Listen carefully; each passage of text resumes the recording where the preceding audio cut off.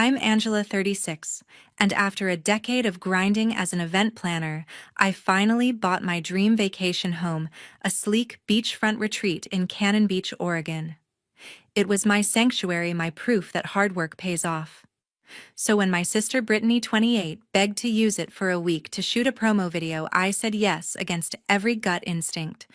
I came back to a nightmare: $25,000 in damaged, torn sofas, shattered art, my grandmother's heirloom table scorched beyond repair. But the real gut punch. My mom Shirley shrugged it off, saying, "Brittany's just chasing her dreams, Angela.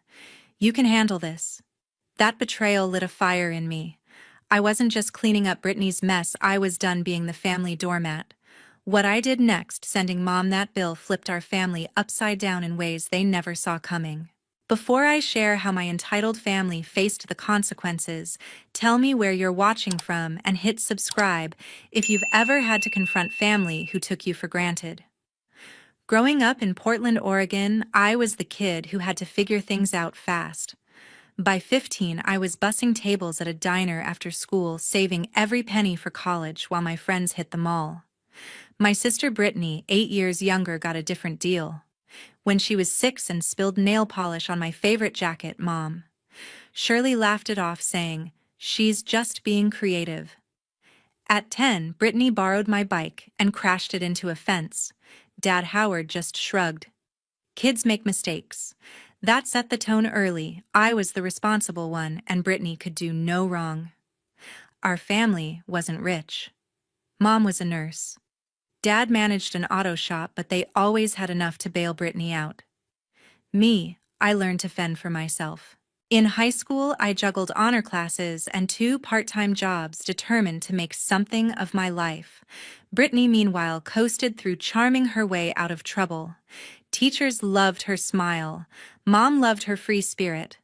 I didn't hate her, but the double standards stung. Like when I saved for months to buy a camera at 17, only for Brittany to play with it and break the lens. Mom's response: "You're strong, Angela, you'll get another." I did, but I worked overtime to replace it. After graduating from the University of Oregon with a degree in hospitality, I moved to Seattle for an entry-level job at an event planning firm. Those early years were brutal: long hours, picky clients, and a shoebox apartment I could barely afford. I'd plan weddings and corporate galas until midnight, then crash on a second-hand couch, dreaming of a life I could call my own. By 28, I'd clawed my way to senior planner, managing million-dollar events for tech startups. The pay was good, but I had bigger plans. Since I was a kid, I'd wanted a place to escape, somewhere that was mine. I spent years scrolling real estate sites, driving up the Oregon coast on weekends looking for the perfect spot. At 33, I founded a modern beachfront home in Cannon Beach with floor-to-ceiling windows and a deck overlooking the Pacific. It wasn't just a house, it was my victory. I'd poured my heart into it, picking every detail: custom leather sofas, abstract art on the walls, a dining table carved from reclaimed wood that reminded me of my grandmother's stories. I even planted a small garden with lavender and seagrass, a nod to the Oregon coast I loved. Every time I walked through that door, I felt like I'd made it, proof I didn't need anyone to hand me anything. Brittany's life looked different. At 28, she was working retail at a boutique in Portland, posting selfies and outfit reels on Instagram, chasing likes and sponsorships. She still lived in Mom's basement, rent-free, while Mom covered her phone bill and car insurance. Brittany wasn't lazy, she had charm and hustle, but she quit anything that got too hard. She'd tried blogging, modeling, even a stint as a barista, but nothing stuck. Mom always had her back, saying, "Brittany's finding her path." Dad nodded along, avoiding conflict. I didn't mind helping her now and then, lending her my old laptop for a content creation phase, or spotting her cash for gas. But her lack of accountability grated on me. Last spring, things shifted. Mom and Dad retired, moving to a smaller condo in Portland to stretch their savings. Brittany's retail job wasn't cutting it, and with Mom's wallet tighter, she started calling me more. "Hey sis, can you help with my car payment?" she'd text, or, "Any chance you've got an extra 100? I brushed it off, telling myself, family helps family. but the calls kept coming, each one a little bolder. Then, during a Sunday brunch at Mom's condo, me footing the bill as usual, Brittany dropped her latest idea. "I'm pitching a promo video to this fashion brand," she announced, sipping the mimosa I'd paid for. "It could be my big break, Angela. Your beach house would be the perfect backdrop." Mom's eyes lit up. "That's brilliant. You barely use it in spring anyway." My stomach twisted. That house was my haven, not a film set. Brittany had a history last year. She'd borrowed my apartment for a weekend and left wine stains on my rug. But Mom's voice had that familiar edge, the one that made me feel like the bad guy for saying no. "I don't know," I said, stirring my coffee. "It's not set up for shoots. And I've got rules. No crowds. No mess." Brittany rolled her eyes. "Relax, sis. It's just me and a couple friends. We'll be super careful." Dad, silent as usual, just sipped his juice. Mom leaned in, her tone soft but firm. "Angela, it's family. You've got so much, share a little." That line hit hard. It always did. Against my better judgment, I nodded, feeling the weight of their expectations settle in. I spent the next few days second-guessing myself. Brittany texted constantly, "Can you stock the fridge? Oh, and check the Wi-Fi." I reminded her I'd left a guidebook with every detail: how to work the smart lights, where the spare keys were, the neighbor's number for emergencies. "That's a lot to read," she replied. "Can't you just show me when I get there?" It meant driving 4 hours from Seattle after a 12-hour workday, but I agreed, telling myself it was one weekend. Deep down, I knew better. Brittany's promises were as solid as sand, and I was about to learn that the hard way. I drove down to Cannon Beach that Thursday night, exhausted from a 12-hour workday in Seattle, to prep the house for Brittany. My beachfront retreat was my pride, every detail perfect, from the custom leather sofas to the abstract art I'd spent years collecting. I wasn't thrilled about her using it, but I wanted to trust her. I stocked the fridge with her favorite snacks, set out fresh towels, and even left a bottle of wine as a gesture. Before heading back, I walked her through everything Friday morning. "Brittany, this place is quiet," I said, pointing to the serene ocean view. "No crowds, no loud music, respect the neighbors." I showed her the smart lights, the alarm code, and the guidebook I'd made covering every detail. "Don't mess this up, okay?" She barely glanced up from her phone. "Got it, sis. Chill, I'm not throwing a rave." Her smirk should have been my warning, but I pushed it aside, rushing to catch my flight to Chicago for a client event. Friday night around 10 p.m., my phone buzzed. It was Marilyn Todd, my neighbor down the road. "Angela, there's music blaring from your place," she texted. "Sounds like a party. Is that okay?" My stomach dropped. I called Brittany straight to voicemail. I texted her, "Turn it down now. You promised." No reply. I fired off an apology to Marilyn, promising I'd handle it. By midnight, she texted again. "It's quieter now, but there's a lot of cars parked out front. I couldn't focus on my event prep in Chicago." Brittany had lied again. I kept checking my phone, hoping for an explanation, but nothing came. Saturday morning, it got worse. I was grabbing coffee before a meeting when I opened Instagram. Brittany's story popped up, a video of my house packed with strangers. Lights flashed, music pounded, and people I'd never seen danced on my deck, spilling drinks on my custom dining table. One clip showed Brittany posing on my leather sofa, now slashed with a tear, while her friends tossed confetti that littered my hardwood floors. Another showed someone spray painting a banner for her promo video on my garden fence, trampling the lavender I'd planted. My grandmother's hand-carved side table, my only keepsake from her, was in the background, scorched from a candle they'd left burning. I was gutted. This wasn't a shoot. It was a free-for-all. I called Brittany again, voicemail. I messaged her on Instagram. "What the hell, Brittany, you're destroying my house." No response. My hands shook as I scrolled through more tagged posts. Strangers were using my kitchen as a bar, mixing cocktails on my marble counter.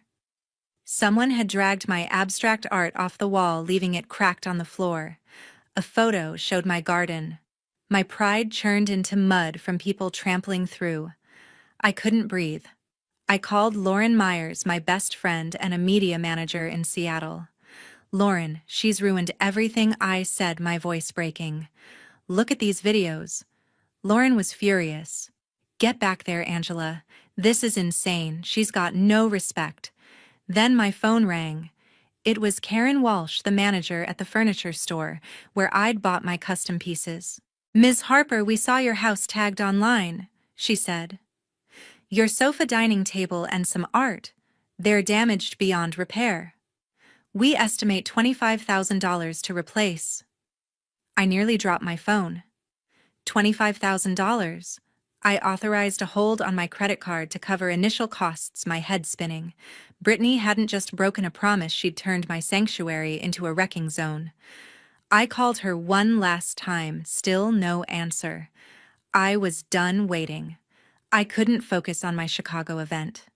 My client noticed my distraction during our walkthrough, asking if I was okay. I lied, saying it was a family issue, but inside I was unraveling. I rebooked my flight to Portland for Sunday morning, paying a fortune for the last-minute change. The plane ride was torture. I kept replaying those Instagram clips, imagining worse with every passing minute. By the time I landed at PDX and rented a car, my knuckles were white from gripping the steering wheel. The 4-hour drive to Cannon Beach felt endless, each mile fueling my dread. When I turned onto the gravel road to my house, the first signs of chaos hit me. Tire tracks scarred my lawn, crushing the seagrass I'd nurtured. Empty cans and plastic cups littered the driveway like some college rager had spilled out. My heart pounded as I parked and stepped onto the deck. The ocean view that usually calmed me now mocked the disaster. The glass door was smudged with handprints and my outdoor chairs were toppled, one leg bent. With shaking hands, I unlocked the front door, bracing for the worst. The stench hit first booze smoke and something sour I couldn't place. My living room was a war zone. The leather sofa I'd saved years for was slashed and stained, stuffing spilling out. My hardwood floors were scratched, littered with confetti and spilled drinks. The abstract art I'd hung with care lay cracked against a wall frame, splintered. My kitchen was worse. Marble counters sticky with liquor cabinet doors, scuffed my blender shattered on the floor. The dining table, my grandmother's heirloom, had burn marks from that candle, its polished surface ruined. Upstairs, my guest rooms were trashed beds, unmade clothes I didn't recognize strewn about, and a broken lamp in the corner. The master bedroom, my private retreat, felt violated. Someone had spilled paint on my duvet, and my jewelry box was open, a necklace missing. I sank onto the stairs, fighting tears. This wasn't just damage, it was a betrayal. I pulled out my phone and started snapping photos, room by room, documenting every scar. I called Brittany again, voicemail as expected. Marilyn Todd stopped by, her face grim. "Angela, we called the sheriff Friday night," she said. "Brittany claimed she had your permission. They left around 2 a.m., but it started up again Saturday." I apologized, mortified. Marilyn hugged me. "This isn't your fault," but it felt like it was. I'd let her in. By afternoon, I called my insurance agent, hoping for some relief. "Intentional damage by a guest isn't covered," he said. "You'll need to pursue Brittany directly." I hung up numb. $25,000. I texted Lauren again, sending photos. "She's going to pay for this," I said. Lauren replied instantly, "You need a plan, Angela. Don't let her skate." As the sun set over the Pacific, I sat on my ruined deck staring at the ocean. Brittany had crossed a line, and I wasn't cleaning up her mess alone, not this time. Sitting on my trash deck in Cannon Beach that Sunday evening, I was still reeling from the wreckage Brittany had left behind. $25,000 in damages. My sofa slashed my grandmother's table, burned my sanctuary, violated. I needed answers. I called Mom first, my voice tight as I gripped my phone. "Mom, Brittany destroyed my house," I said. "The furniture's ruined, the art's broken, it's a disaster." I expected shock, maybe an apology. Instead, Shirley's tone was light, almost offensive. "Oh, Angela, I'm sure it's not that bad." Brittany said she was just filming a creative content for her brand. Things get messy when she's inspired. I froze. Creative, inspired mom. There were dozens of strangers here. I said, my voice rising. They wrecked everything. Shirley paused, then sighed. "Well, she's trying to build something. You've always been so good at fixing things, can't you just handle it?" That dismissal cut deep, like every time she'd excused Brittany's messes growing up. I called Dad next, hoping for backup, but Howard was his usual quiet self. "Sounds like you and your mom should work it out," he said, dodging the issue. I'm sure Brittany didn't mean it. I hung up, my frustration boiling. Neither of them got it or cared. By Monday, I was back in Seattle trying to focus on a client event, but those Instagram videos of Brittany's shoot played on a loop in my head. I texted her directly, "Brittany, you owe me an explanation. Call me." Hours later, she replied with a voice note, her tone breezy. "Sis, chill. It was just a few friends helping with the video. Things got a little wild, okay? I'll clean it up." A few friends. No apology. No accountability. Just excuses. I was livid. I needed perspective, so I called Lauren Myers. Over drinks at her place, I showed her the photos. My torn sofa, cracked art-scorched heirloom table. "Lauren, they're acting like I'm overreacting," I said, my voice cracking. Lauren slammed her glass down. "Angela, this is outrageous. Brittany trashed your home and your mom's enabling her. You can't let them skate on this. You need to make them pay." Her words lit a spark. I wasn't just angry, I was done being the family fixer. Lauren suggested I talk to a lawyer to understand my options. "Get the facts," she said. Then hit them where it hurts. The next day, I met Daniel Hayes, an attorney who specialized in property disputes, at his office in downtown Seattle. I brought my photos, the furniture store's estimate, and screenshots of Brittany's Instagram posts. "Daniel, can I hold her accountable?" I asked. He flipped through the evidence, nodding. "Since Brittany was an authorized guest, she's liable for damages caused by her or her invitees," he said. "Your parents aren't legally responsible, but if Brittany can't pay, you'd need to pursue her directly." I left his office with a plan. Brittany was going to face consequences one way or another. That night, I sat at my laptop and drafted an email to Mom, Dad, and Brittany. I kept it professional, like I was planning a client event. On March 15, 16, my Cannon Beach property sustained $25,000 in damages during Brittany's stay, I wrote. Attached are photos, contractor estimates, and a furniture replacement quote. I expect full compensation within 30 days. I included Daniel's contact info for further discussion and hit send, my heart pounding. I wasn't just asking, I was demanding. The responses trickled in. Brittany texted first. "You're joking." "Right, I'm not paying that." Mom called the next morning, her voice sharp. "Angela, this is ridiculous. You're blowing this out of proportion. It was just a video shoot. You've got the money to fix it." I clenched my jaw. "Mom, it's not about the money," I said. "It's about responsibility." "Brittany wrecked my home." Shirley scoffed. "She's struggling to make her mark. Why can't you support her?" Dad didn't reply at all. Their refusal to see the truth pushed me further into resolve. By Friday, I was back in Portland for our monthly family dinner at Mom and Dad's condo, a tradition Shirley insisted on. I wasn't looking forward to it, but I knew it was my chance to confront them face to face. I arrived at 6 p.m. Carrying a salad I'd made, my composure practiced. Mom greeted me with a quick hug, already chattering about her book club. Dad was in his recliner watching a basketball game, barely nodding hello. Brittany showed up 20 minutes late, tossing her purse on the couch. "Traffic was nuts," she said, grabbing a seltzer from the fridge without asking. Her nonchalance made my blood boil, but I held it together. We sat down to Mom's lasagna, the table set with her good plates, a sign she sensed tension. Small talk dragged through the salad course, Brittany dominating with stories about her latest Instagram collab. I waited for a lull, then set my fork down. "We need to talk about the beach house." I said, looking at Brittany. The damages are $25,000. I sent you the estimate. Silence hit the table like a brick. Brittany rolled her eyes. Here we go, she muttered, reaching for bread. It was a shoot, Angela. Things happen. Things happen. I said, my voice steady but sharp. You invited strangers who slashed my sofa, burned my grandmother's table, and trashed my garden. That's not things happen, that's reckless. Mom jumped in before Brittany could respond. Angela, you're making this sound so malicious. Brittany was creating art. You've always been so hard on her. I stared at her, stunned. Mom, you saw the photos, I said. This wasn't art. It was destruction. Dad cleared his throat.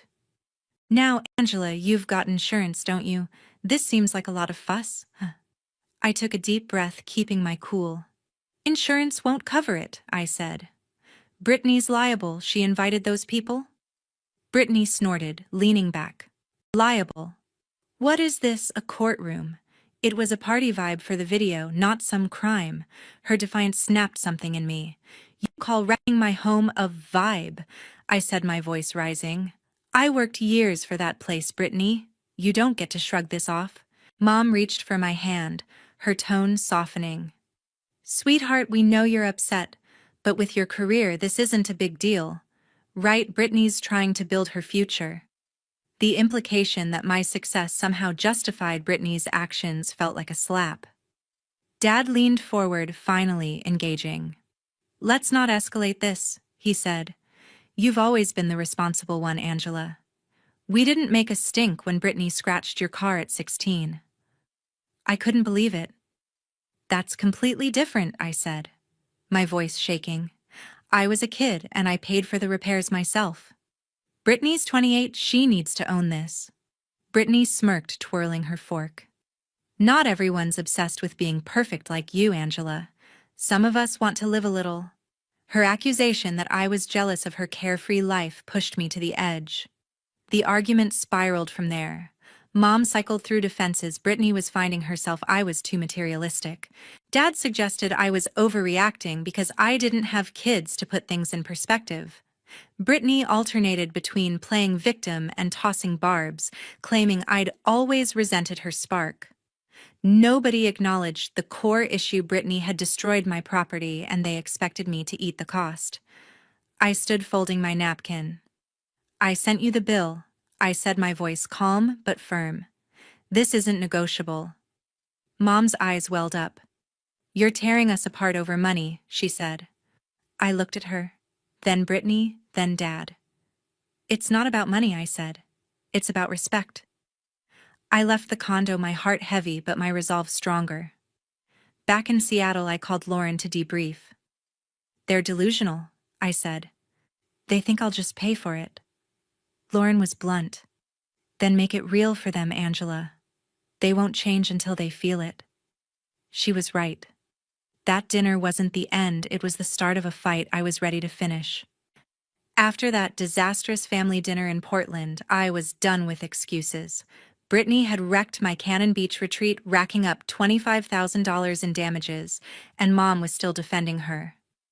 I wasn't letting this slide. Back in Seattle, I called Lauren Myers, my best friend, to strategize. Lauren, they think I'll just pay for it? I said, pacing my apartment. I need to make this real. Lauren was all in. Hit them with hard proof, Angela, she said. Get every detail, estimates, photos, legal backup. Then make it public if they don't budge. Her words fueled me. I wasn't just fighting for my house. I was fighting for respect. I spent the next week building my case like I was planning a high-stakes event. I compiled a report. Every damaged item listed: the slashed leather sofa, the cracked abstract art, my grandmother's scorched heirloom table, the trampled garden. I included receipts from my furniture store, photos of the wreckage, and a contractor's estimate for repairs, all totaling $25,000. I called Daniel Hayes, the attorney I'd met, to double-check my approach. Your documentation is solid, Daniel said. Brittany's liable as your guest. Include a demand letter with clear payment terms, 30 days, no negotiation. I drafted the letter that night, keeping it cold and professional. Due to damages caused on March 15, 16, Brittany Harper is responsible for $25,000. Payment is due by April 15th. Failure to comply will result in legal action. I attached the report and saved it as a PDF ready to present. Lauren pushed me further. They won't take it seriously unless you show you mean business, she said over coffee. Set up a meeting at your mom's place, lay it all out. I nodded, feeling a mix of nerves and determination. I texted Mom, Dad, and Brittany requesting a meeting at their Portland condo the following Sunday at 3 p.m. We need to resolve the beach house issue, I wrote. Mom replied, "Let's not make this a big deal, Angela." Brittany didn't respond. Dad just said, "Fine." Their dismissal only hardened my resolve. I prepared like I was walking into a client pitch. I printed 3 copies of my report, bound them neatly, and rehearsed my points in front of a mirror. I chose a sharp blazer and slacks, projecting calm authority. Lauren coached me on staying firm. "Don't let them guilt trip you," she said. "You're not the bad guy here." Sunday morning, I drove to Portland, my stomach in knots but my mind clear. This wasn't just about money. It was about breaking a lifetime of being the family doormat. At 3 p.m., I arrived at Mom and Dad's condo, report in hand. Shirley opened the door, her smile tight. "Angela, you didn't need to make this so formal," she said, gesturing to my binder. Dad was on the couch flipping through a car magazine. Brittany slouched at the kitchen island, scrolling her phone. I ignored the tension and set my binder on the coffee table. "Thanks for meeting," I said, my voice steady. "This is about the $25,000 in damages Brittany caused at my beach house." I opened the binder, sliding copies to each of them. "Here's the evidence, photos, receipts, contractor estimates, and a legal opinion from Daniel Hayes, my attorney." Brittany scoffed, tossing her copy onto the table. "This is absurd, Angela," she said, crossing her arms. "It was a video shoot, not some demolition. You're acting like I burned the place down." I locked eyes with her. "You invited strangers who slashed my sofa, burned my grandmother's table, and trashed my garden, Brittany," I said. "That's not a shoot, that's reckless." Mom jumped in, her voice pleading. "Angela, let's calm down. Brittany's trying to build her brand. Can't we work this out as a family?" I shook my head. "Mom, I've tried. She hasn't even apologized." Dad set his magazine down, frowning. "You're being too harsh, Angela. You've got a good job. Why make a fuss over this?" His words stung, but I was ready. "It's not about my job, Dad," I said. "It's about accountability. Brittany's actions have consequences." Brittany stood, her face red. "You're just jealous I'm chasing my dreams while you're stuck planning boring events," she shouted, storming toward the door. "I'm not paying a dime." She slammed it behind her, leaving a heavy silence. Mom's eyes welled up. "Angela, you're breaking our family over this," she said, her voice trembling. I swallowed hard, keeping my composure. "Mom, I'm asking for fairness," I said. "The bill is due in 30 days. I'm not backing down." Dad sighed, rubbing his temples. "This feels like a setup," he muttered. I pointed to the binder. "It's all there. Call the contractor, talk to Daniel. The facts don't lie." Mom flipped through the pages, her hands shaking. "This is too much," she whispered. "Brittany can't afford this." I nodded. "Then we'll figure out a plan, but someone's paying." The meeting ended with no resolution, just Mom's tears and Dad's grumbles. Back in Seattle, I was drained but unwavering. Lauren had another idea. "Go public," she said. "Post about it online, not to shame them, but to show you're serious." I hesitated. Family drama on social media felt risky, but Brittany's defiance left me no choice.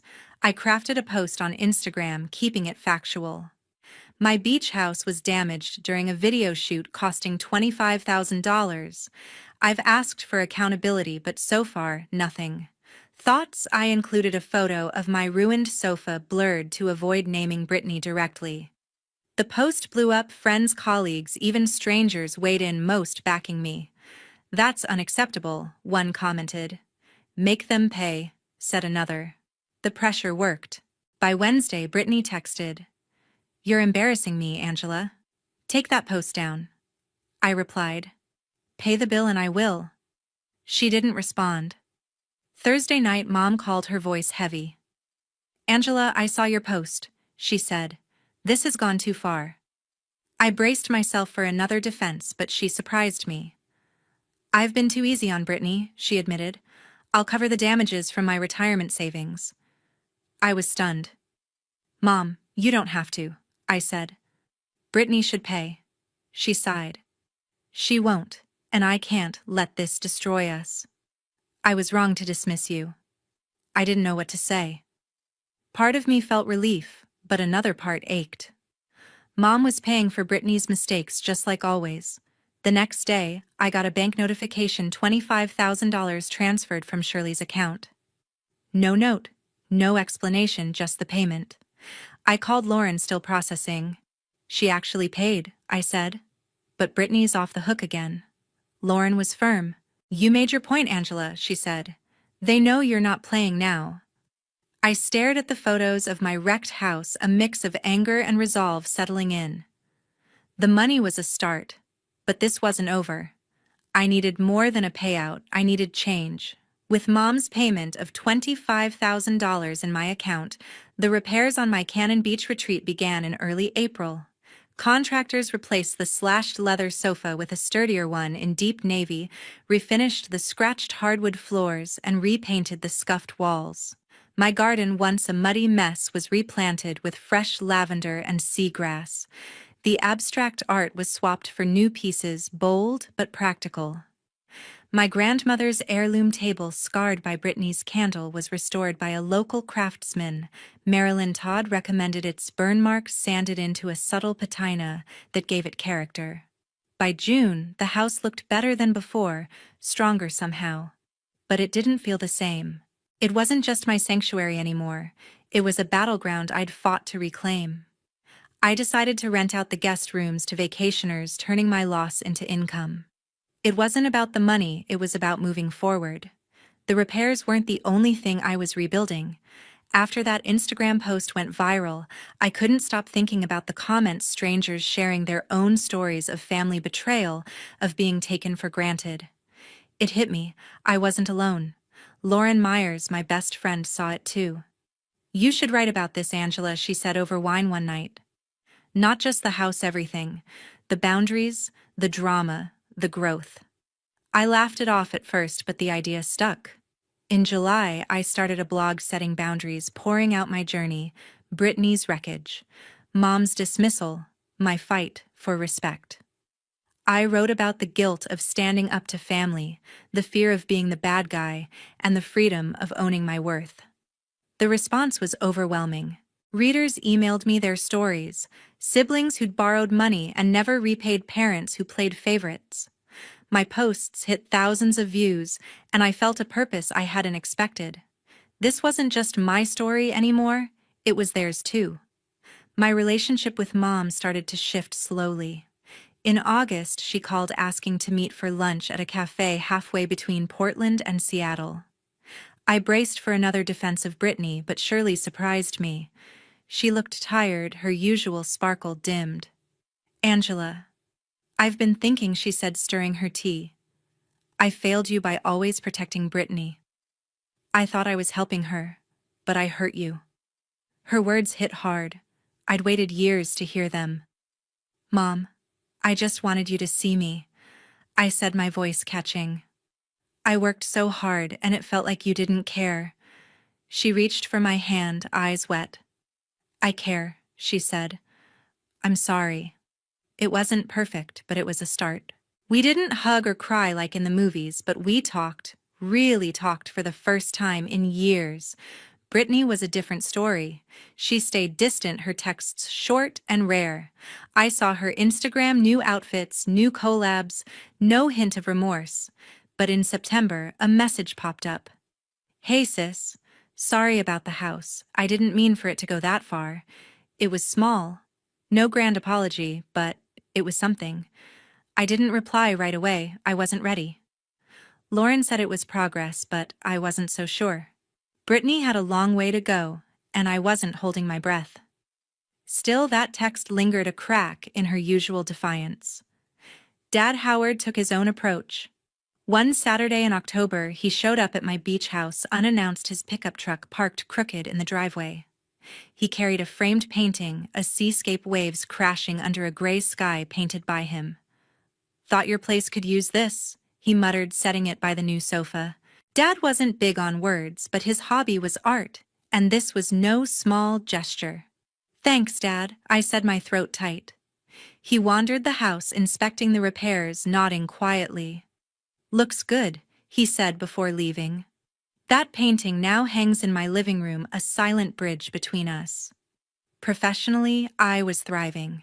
Standing up to my family gave me a new edge at work. In November, I pitched a massive corporate event to a tech giant, facing down their pushy CEO with a confidence I hadn't had before. "This is our plan, and it's non-negotiable," I said, echoing the resolve I'd found with Brittany. They signed the contract, and my boss gave me a raise. That strength spilled into my personal life too.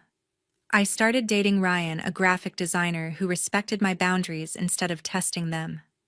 For the first time, I wasn't trying to fix someone else, I was building something real. The beach house itself transformed.